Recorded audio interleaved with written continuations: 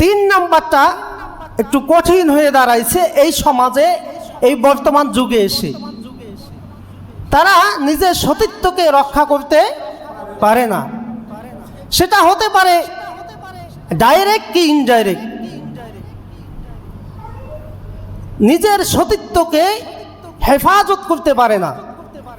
বিভিন্ন কারণে তারা পরপুরুষের সাথে প্রেমে, প্রক্রিয়ায় অথবা অন্যান্য আরও যা নাম আছে এগুলোতে জড়ায়া পরে কি না?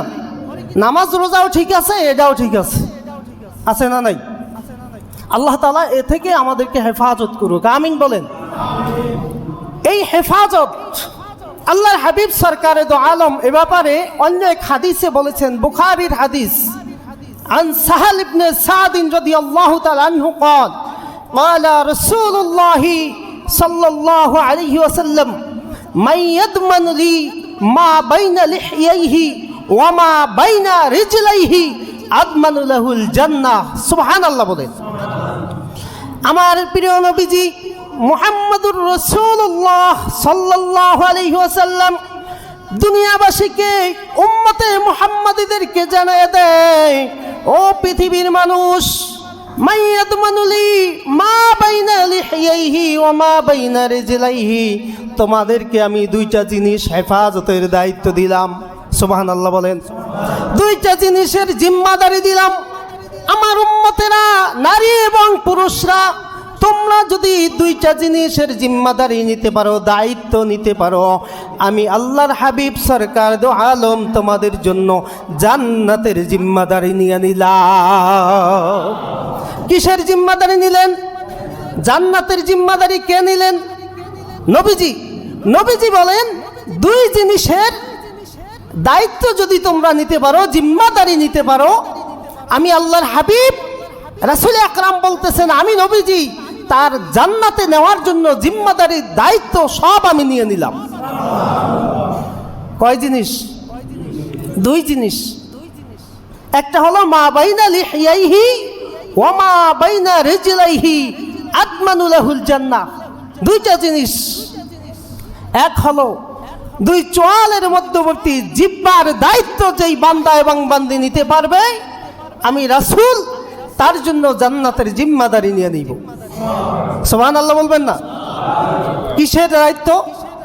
এই যে জিহ্বা, এই জিহ্বার মাধ্যমে আমরা অনেক কাজ করি। একদিকে আল্লাহর নাম নেই, আল্লাহর ইবাদতে কাজে লাগাই, অন্যদিকে শয়তানের কাজেও লাগাই কিনা? একজন মানুষ হাইটা যাইতেছে, খালি খালি একটা গালি দিয়ে দিলেন, জিহ্বার কাজ কি? জিহ্বা দিয়ে একটা বকা দিলেন, একটা গালি দিলেন। প্রথম হাত দিয়ে শুরু হয় না, শত্রুতা শুরু হয় মুখ দিয়ে। কি দিয়ে? গ্রামের ভাষায় একটা কথা আছে না, বোবার শত্রু নাই, আছে না নাই? যে কথা কম বলে, এর অর্থ হলো এই যে কথা কম বলে তার কিন্তু শত্রু কম। তা আল্লাহর হাবিব বললেন, জিহ্বার দায়িত্ব, যেমন জিহ্বা দিয়ে সত্য কথাও বলা যায়, আবার মিথ্যা কথাও বলা যায়। একজন মানুষকে সান্ত্বনাও দেওয়া যায় ভালো ব্যবহারের মাধ্যমে, আবার আরেকটা মানুষকে এই জিহ্বা দিয়েই কষ্ট দেওয়া হয়। এক নাম্বার জিহ্বার হেফাজত। কিসের হেফাজত? একটু কথা বলেন না, কিসের হেফাজত? জিহ্বার হেফাজত। দুই নাম্বার আল্লাহর হাবিব বললেন, ওমা বাইনা রিজলাইহি।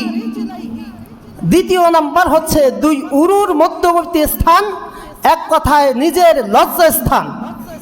এই লজ্জাস্থানের হেফাজত, দায়িত্ব, জিম্মাদারি যদি কোনো বান্দা এবং বান্দি নিতে পারে, আল্লাহর হাবিব বলেন, আমি এই দুই জিনিসের জিম্মাদারি ব্যক্তির জন্য আদমানু লাহুল জান্নাহ, আল্লাহর জান্নাতে পৌঁছানোর জিম্মাদারি নিয়ে নিলাম। কয় জিনিস? কি কি?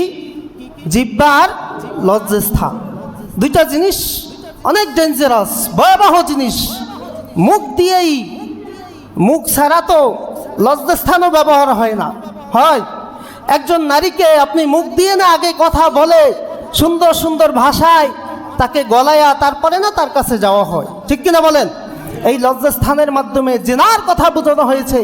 একটা মানুষ যেন জেনা না করে হেফাজত করে নিজের লজ্জাস্থানকে। সুবহানাল্লাহ বলেন। দুই জিনিসের জিম্মাদারি নেওয়া যাবে কি না? যাবে ইনশাআল্লাহ। আল্লাহ তাআলা যেন আমাদের সকলকে তৌফিক দান করেন, আমিন বলেন। এটা হলো তৃতীয় নাম্বার, নারীদের দায়িত্ব দিলেন আল্লাহ। তবে তৃতীয় নম্বরের দায়িত্ব কিন্তু আপনার আমারও আছে, নামাজের দায়িত্ব আছে, রোজার দায়িত্ব আছে, কিন্তু মা বোনদেরকে স্পেশালভাবে বললেন যে তাদের জন্য 4 কাজ। তৃতীয় নাম্বার হলো তার সতীত্বের হেফাজত করবে। সুবহানাল্লাহ।